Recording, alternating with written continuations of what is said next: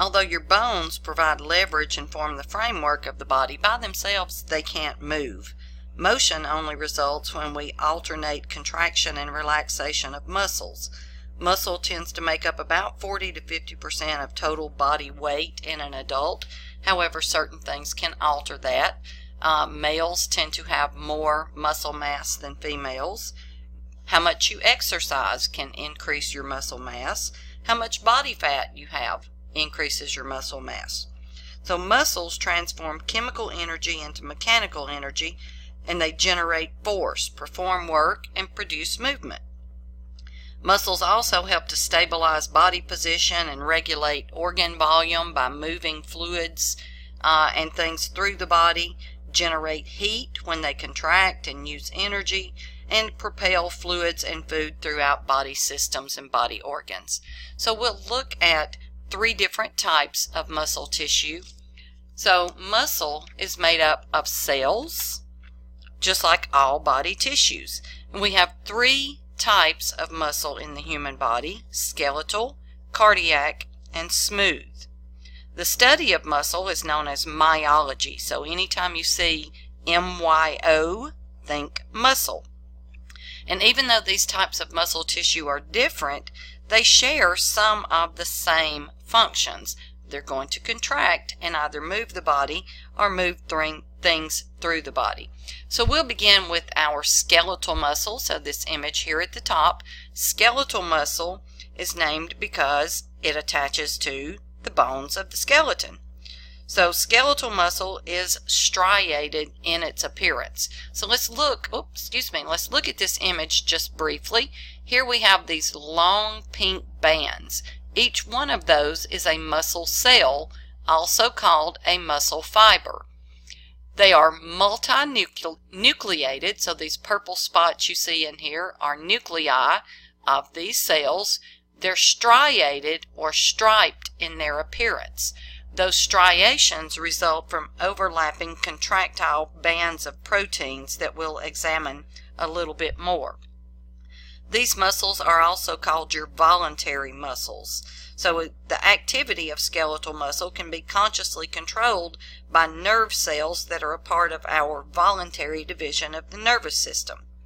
Most skeletal muscles can also be controlled subconsciously to some extent. For example, your diaphragm. When your diaphragm contracts and relaxes, that allows us to breathe, to move gases in and out of our respiratory system.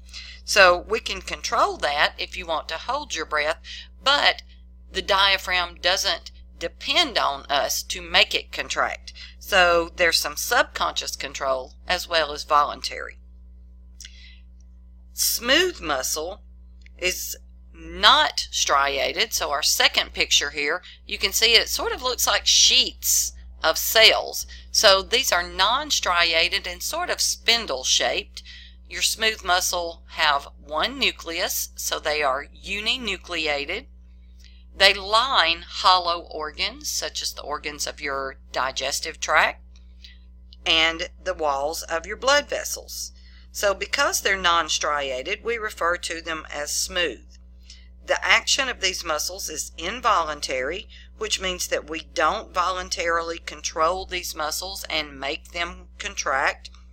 But there's a rhythmic contraction of smooth muscle that lines your digestive system, and that contraction is called peristalsis. From the time you swallow your food, it simply moves through your digestive system as that smooth muscle lining your organs contracts. Also, the smooth muscle that lines your blood vessels can contract and cause those vessels to become smaller and help to maintain your blood pressure. The third type of muscle is our cardiac muscle. So cardiac refers to the heart, so it's only found in the heart wall. Cardiac muscle, as you see, is also striated or striped in its appearance, but the cells are branched. Where these cells branch, they can join together with other cells and form these dark bands when you look at it histologically or with a microscope. Those dark bands are called intercalated discs. So the intercalated discs are formed of desmosomes. Remember when we studied these back in the first unit, your desmosomes form those little spot welds between cells where fibers extend from one cell into the other and holds them tightly together. That's important in your cardiac muscle cell because from the time your heart is formed until the time you die, these muscles are continuously contracting. So those intercalated discs, the desmosomes of the intercalated disc, hold those cells tightly together. Another part of those intercalated discs are gap junctions. Those gap junctions, remember, form sort of channels between neighboring cells, and they allow for ions to flow back and forth. So as one cardiac muscle cell depolarizes, ions can flow into neighboring cells and depolarize those cells so that the heart contracts as a unit. Characteristics of muscle tissue include the fact that they have to be able to respond to a stimulus. So this is what we call irritability. So a stimulus can cause a muscle to contract. That stimulus may be that you step on something sharp and muscles contract to move your foot off of that sharp stimulus, that painful stimulus. Or it may be that the muscles of your esophagus and your digestive system contract in order to move that food through your digestive system. Muscles also have to be able to contract, so that means that the fibers within them appear to somewhat shorten, and that allows that muscle to contract and to cause movement. Muscles have to be able to stretch. That's a characteristic we call extensibility. So when we stretch those muscles, they're able to move without being damaged. So the connective tissue associated with the muscle limits how much those muscles can extend, but also helps to make sure that those muscle cells are able to contract and withstand that stretching. Elasticity allows those muscles to stretch, to contract, and then to return back to their normal size and shape. So those are the primary characteristics. So muscle function, however, provides movement. We talked a little bit about this in our very beginning of this video. So movements of the whole body, such as walking and running and moving your arms and legs, bending over, blinking your eyes, all of these are movements of the body, but also something as very finessed as being able to contract a muscle and to shiver, as something very, very light lands on your arm. For instance, a little fly or a bug lights on your arm. You feel that and your muscles contract and react to that stimulus. When muscles contract, they are going to move the body or move things through the body, as we've already mentioned. Muscle also maintains a little bit of contraction at all times. So certain muscles, skeletal muscles, contract to stabilize joints and help to maintain body position, such as standing or sitting. So these are your postural muscles that have somewhat of a continuous little bit of contraction to help you maintain your position. So stabilizing and strengthening those joints to help hold the body in position. But also something very important is that muscle tissue, when it contracts, it produces heat in a process we call thermogenesis, or heat creation. So when muscles contract, they use ATP. And as we use that ATP, we're creating heat in the process. Again, we'll talk more about this as we move on. So we need to talk a little bit about the structure of muscle tissue. So each of your muscles is a separate organ. So those organs are made up of hundreds of thousands of cells that are called muscle fibers. Muscle fibers are called that because of their elongated shape, so sort of fibrous in their structure. So a muscle cell is the same thing as a muscle fiber.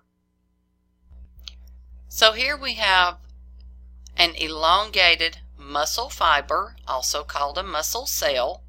Muscle cells are bundled together in structures called fascicles. So this is a fascicle. And then numerous fascicles are bundled together to create a whole muscle. The muscle is then wrapped in connective tissue and attached to a bone with a tendon. Now, we'll see as we continue to discuss this, remember your whole muscle is all of your fascicles wrapped together. Your fascicles are made up of muscle cells all wrapped together, but even within your muscle cell, we have small little elongated structures that are called myofibrils. So your myofibrils are organelles within muscle cells that contain structures called sarcomeres for contraction. Within your sarcomeres, we have even smaller proteins that are the little structures that are going to cause the contraction to occur. All right, so let's look at that again. These teeny tiny little tubes in here are myofibrils. Myofibrils are organelles within a muscle cell. Muscle cells are wrapped together to form a fascicle, and then many fascicles come together and are wrapped with connective tissue to form the organ, which is the muscle. So let's answer a couple of questions here just to check and see how well you're following along. What type of muscle has branching cells and intercalated disc? So when you see questions like this, you need to think about what you know and what's important in this question.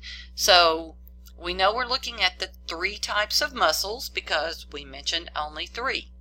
It says that the cells are branching and have intercalated disc. So if you think about the characteristics of smooth muscle, remember those were spindle-shaped muscles. Your skeletal muscles were long, slender fibers, okay? They were branching, or they were not branching, but they were striated. Your cardiac were striated. They were branching. Ooh, that sounds good so far. And your cardiac also had those structures called intercalated disc. Okay, so here we have our 3 types of muscle, so we know it has to be one of those. Smooth doesn't have intercalated disc and they don't branch. Skeletal muscle cells don't branch and don't have intercalated disc, so that means cardiac must be the right answer. Now you may be wondering why I didn't mention anything about selection D. Well, contracted was not one of our types of muscle cells, right? Contraction is an action of all of the muscle cell types.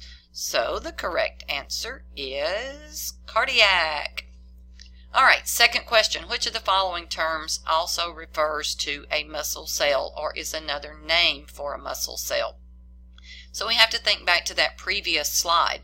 What were we looking at that was called a muscle cell? So the sarcomere was a structure that's going to contain contractile proteins. Myofibrils were in muscle cells. Fascicles were groups of muscle cells. So muscle fiber was another name for muscle cell.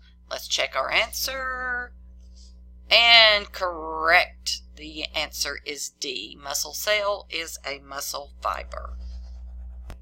Okay, remember muscle cells are made up of small little pieces called myofibrils. We're going to look more at those. So here we've got myofibrils making up a muscle fiber or muscle cell. Muscle cells all together bundled into a fascicle. Fascicles bundled together into a muscle. But we also have several layers of connective tissue that are associated with the muscles as well. So we have a tendon that connects a muscle to a bone. That tendon also has a layer of it that surrounds the muscle itself, and that is called the fascia. So fascia is a layer of connective tissue that covers and separates whole muscles. It also helps to hold muscles with similar functions together, such as the 4 muscles that make up your quadriceps and your thigh. Fascia allows for free movement of muscles, helps to provide sort of a framework for nerves and blood vessels and lymphatic vessels, and fills some of the spaces between the muscles. 3 layers of connective tissue extend from the fascia to protect and strengthen your skeletal muscles. So the fascia continues to become the epimysium. Mys also means muscle, like myo means muscle, mys means muscle. So epi means upon. So upon the muscle, we have a layer known as the epimysium. So it's the outer covering encircling the entire muscle. Peri means around, so perimysium surrounds the fascicle. So it's also made of dense irregular connective tissue, and it surrounds groups of 10 to 100 or more muscle fibers and separates them into the bundles that we call fascicles. So fascicles are large, and many of these you can see with the naked eye. When you see a cut of meat and you notice it has a grain, or you can see the way the fibers are running, when you tear that meat, it rips along the fascicles, so those long, skinny, fibrous looking structures.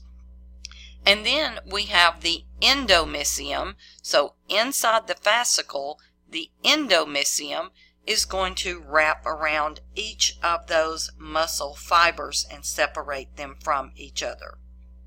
So the endomysium is made mostly of reticular fibers, but these are connective tissues that surround and separate these individual structures.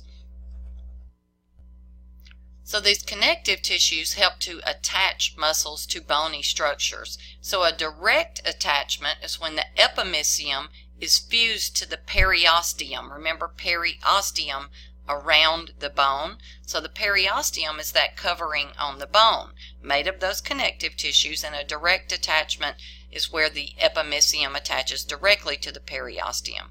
An indirect connection is where we have that endomysium and then the fascia covering and then the tendon. So a tendon or a sheet-like connective tissue called an aponeurosis is going to attach that muscle to the bone or to the cartilage or to the fascia. When we look at the microscopic anatomy, remember a cell is called a muscle fiber.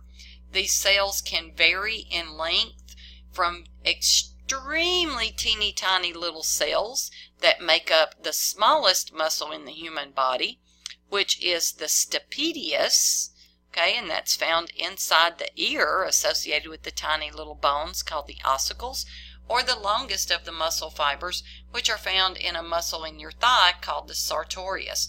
These can be 20 or even up to 30 centimeters long. A muscle cell is made up from a fusion of many cells that all come together and fuse into one structure from that embryonic tissue, and that's why our muscle cells are multinucleated, because it's a fusion of many cells. The membrane for a muscle cell or muscle fiber is called the sarcolemma. Sarco refers to meat or flesh, so sarcolemma, the cell membrane, and like we have a cytoplasm in the cell, we have a sarcoplasm, which is the cytoplasm that contains glycosomes, so lots of sugar, little structures, and also some myoglobin. Now we'll talk more about those when we talk about contraction. Also within our muscle cells we have the usual suspects, I guess you could say. So there's going to be mitochondria, and there's going to be the endoplasmic reticulum and the nucleus and all of the other structures, but we have a very specialized type of endoplasmic reticulum called a sarcoplasmic reticulum. We have the myofibrils and the T-tubules. So we'll look at these structures in a little bit more detail because they're going to be very important into the contraction of those muscle cells.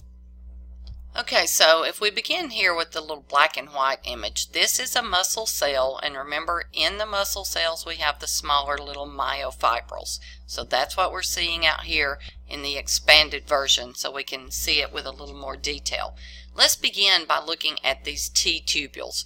Now remember, you've got a cell membrane that covers this muscle cell. So here we see just a little bit of that cell membrane still wrapping around the cell, but cut away so we can see the fibrils better. So these little orange or sort of yellowy, pale orange structures are a part of the cell membrane that goes in and wraps around little parts of the myofibrils, but also extends inside there where we can't see it.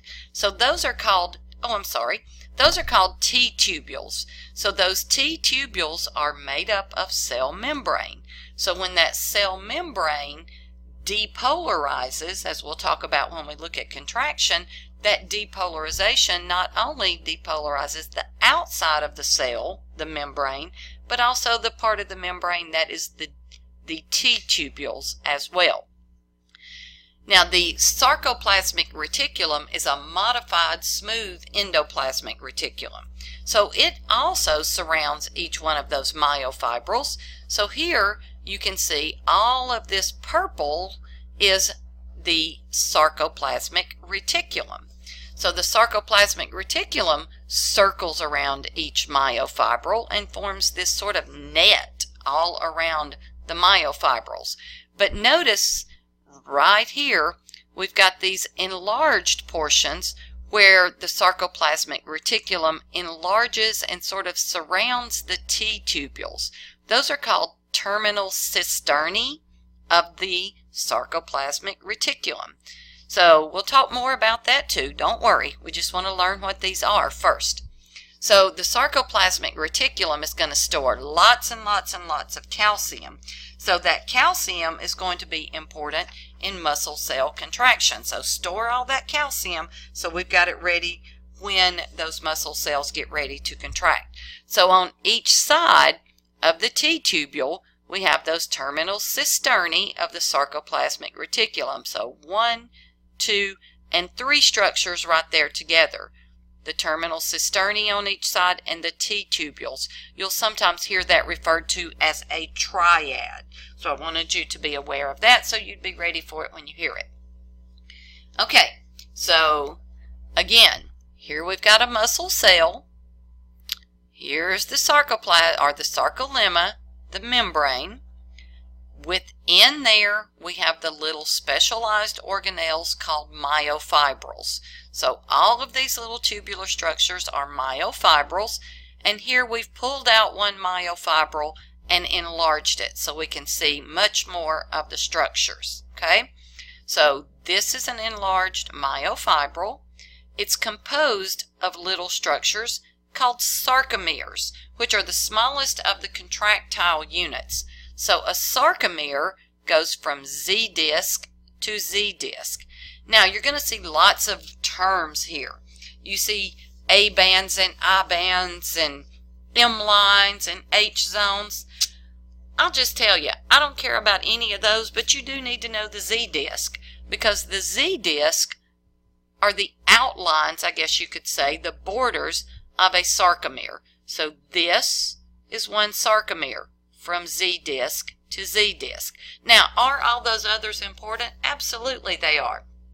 But we're not going to look at those in great detail. So we'll focus just on that sarcomere. Now, the striations that you see on this muscle cell up here is created from these overlapping little myofilaments that are found within your sarcomere. So let's go back and look at those terms again, because we got a lot of myo stuff going on here, right? So this is a muscle cell, also called a muscle fiber. Within that, we have little organelles that are long tubular structures also, called myofibrils. Myofibrils are divided into sarcomeres, and inside the sarcomeres, we have teeny tiny little myofilaments. Those myofilaments are going to be what causes muscle contraction to occur. Okay, remember, this is a myofibril. Okay, here we've got a sarcomere, and here we've got the little myofilaments within the sarcomere. So myofibrils are built from 3 kinds of proteins. Contractile proteins, which generate the force for contraction. Regulatory proteins, which sort of act as a switch that turns the contraction process on and off, and structural proteins that keep the thick and thin filaments in their proper space or aligned. So they give the myofibril its elasticity and extensibility and sort of link those myofibrils to the sarcolemma. The 2 contractile proteins in muscle are myosin and actin. So myosin is the main component of thick filament, and it's going to function as a motor protein in all three types of muscle tissue. So motor proteins are going to pull on other structures and achieve movement. Actin is the thin filament, so let's look a little bit more here and make sure you see what we need to see. Here we've got the Z disc that that differentiates one sarcomere. Okay, so here are the Z disc, 1, 2. So this is one sarcomere. This is myosin, the thick filament. Above that we have these smaller little thin filaments. Those are the actin filaments. Your actins are going to connect to the Z disc. A part of that actin will be tropomyosin, which is a regulatory protein that keeps some binding sites blocked, and troponin, another regulatory protein. So we're going to look at those as well, but I wanted to also just quickly point out we've got some elastic filaments here called titin that are coiled, and they sort of stretch and pull back. So they allow for those small little myofilaments to move and then go back to their normal position. So let's look at this with a little more detail. Okay, so here we have the myofibril. There we have a sarcomere. Okay, or I'm sorry, here we've got a sarcomere. I should have moved this line a little bit down here. So ignore this arrow, move it down here. So sarcomere goes from Z disc to Z disc. So if we blow that up where we can see it better, there's Z disc to Z disc, right? So the thick filament in there is the myosin with the little heads on it that look sort of like little golf clubs.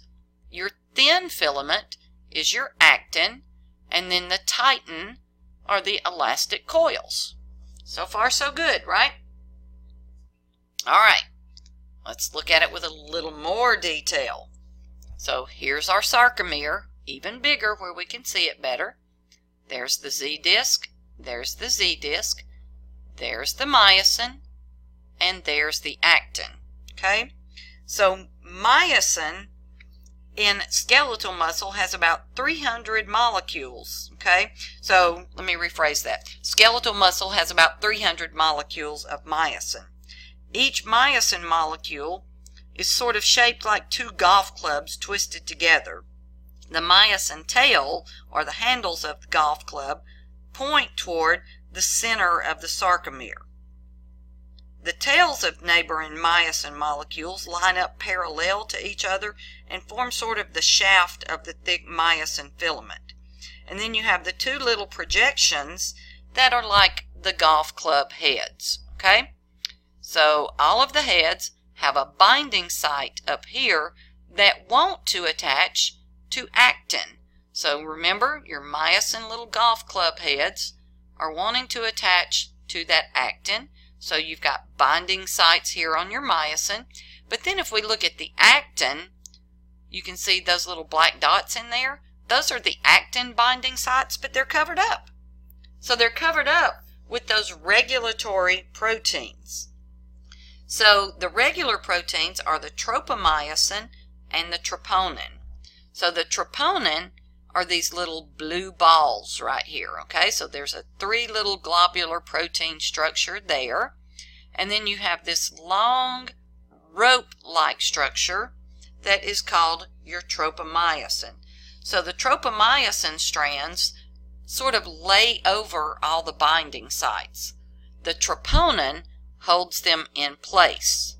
So in order for your myosin heads to bind to the actin, we've got to move all of this out of the way. So your regulatory proteins allow for contraction to happen when they move off those binding sites.